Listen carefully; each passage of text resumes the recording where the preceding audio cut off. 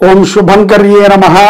निखिल श्रेयोदायिनी सर्वकार्य सिद्धिप्रदा परब्रह्मस्वरूपिणी शुभंकरी नमोस्तुते। अगजानन पद्मार्कं गजानन महर्निशं अनेकदंतं भक्तानां एकदंतं उपास्महे। गुरुब्रह्मा गुरुर्विष्णुः गुरुर्देवो महेश्वरः गुरुस्साक्षात् परब्रह्मा तस्मै श्री गुरवे नमः। ओं श्री महागणाधिपतये नमः। अस्मत् श्री गुरुचरणारविंदाभ्यां नमः। श्री श्री श्री गणपति सच्चिदानंद सद्गुरुभ्यो नमो नमः।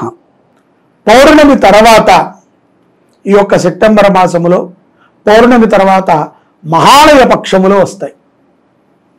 ఈ యొక్క మహాలయ పక్షాల్లో కూడా ధనుస్సు రాశి జాతకులు మీ కుటుంబంలో గతించినటువంటి పెద్దలని తప్పనిసరిగా స్మరించి వారి పేరుతో అన్నదానాది కార్యక్రమాలు చేయండి।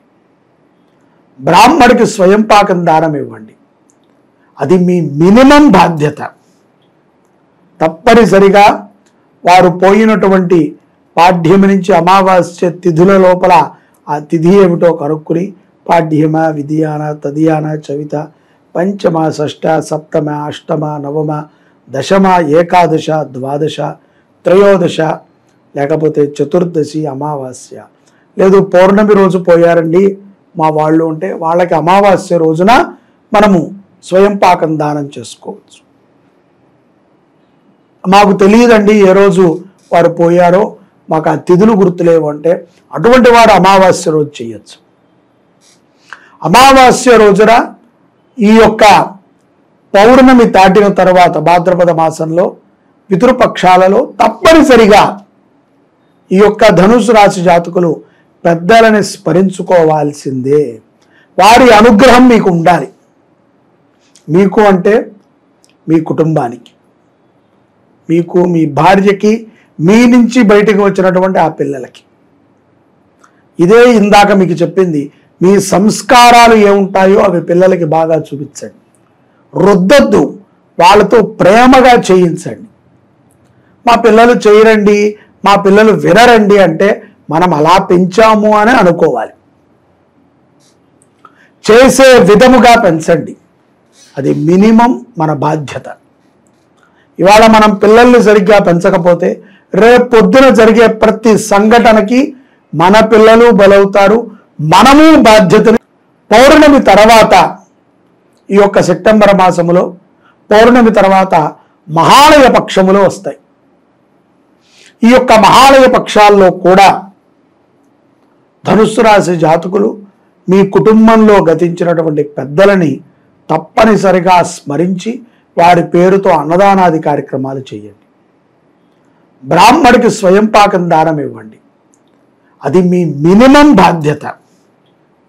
తప్పనిసరిగా వారు పోయినటువంటి పాడ్యమి నుంచి అమావాస్య తిథుల లోపల ఆ తిథి ఏమిటో కనుక్కుని పాడ్యమ విధియాన తదియాన చవిత పంచమ షష్ఠ సప్తమ అష్టమ నవమ దశమ ఏకాదశ ద్వాదశ త్రయోదశ లేకపోతే చతుర్దశి అమావాస్య లేదు పౌర్ణమి రోజు పోయారండి మా వాళ్ళు ఉంటే వాళ్ళకి అమావాస్య రోజున మనము స్వయం పాకం దానం చేసుకోవచ్చు।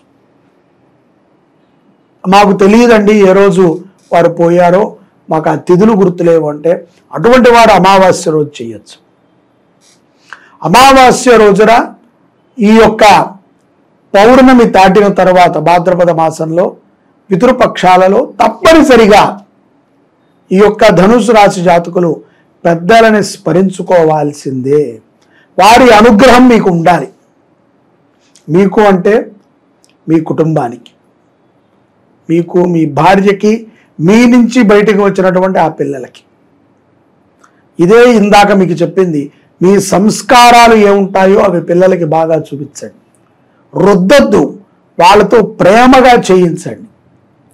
మా పిల్లలు చేయరండి, మా పిల్లలు వినరండి అంటే మనం అలా పెంచాము అని అనుకోవాలి। చేసే విధముగా పెంచండి, అది మినిమం మన బాధ్యత। ఇవాళ మనం పిల్లల్ని సరిగ్గా పెంచకపోతే రేపు పొద్దున జరిగే ప్రతి సంఘటనకి మన పిల్లలు బలవుతారు, మనము బాధ్యతని తీసుకోవాల్సి వస్తుంది। కాబట్టి ధర్మము గట్టిగా ఉండాలి అంటే ఇంటింట ధర్మ ఆచరణ పెరగాలి. బయటికి వచ్చినప్పుడు మాట్లాడటం కాదు, మన ఇంట్లో మనము ధర్మంగా నడుచుకోవాలి, పిల్లల చేత చేయించాలి. ఇవి ఎంతో ఉపయుక్తమవుతాయి. తద్వారా ఎన్నో లాభాలని ధనుస్సు రాశి జాతకులు పొందుతారు. దీనికి గ్రహాలకి సంబంధం ఏమిటండి అని మనం అనుకోవచ్చు. పితృకర్మలకి గ్రహాలకి సంబంధం ఏముందండి? మా పిల్లలు సరిగ్గా పూజలు చేయకపోతే మాకేంటండి బాధ్యత అని అనుకోవచ్చు. మన నుంచి పుట్టిన వారు సక్రమంగా లేకపోతే ఆ యొక్క చెడు ప్రభావము చేత మనమెంతా నలిగిపోతామో, పరమేశ్వరుడి నుంచి పుట్టినటువంటి మనము కూడా తప్పనిసరిగా అబాధ్యతగా ఉంటే ఆ పాపానికి పరమేశ్వరుడు మనని అనుగ్రహించడు. కాబట్టి మనము కష్టమైన మన పిల్లల చేత ధర్మ మార్గంలో నడిపించాలి, అది మన బాధ్యత.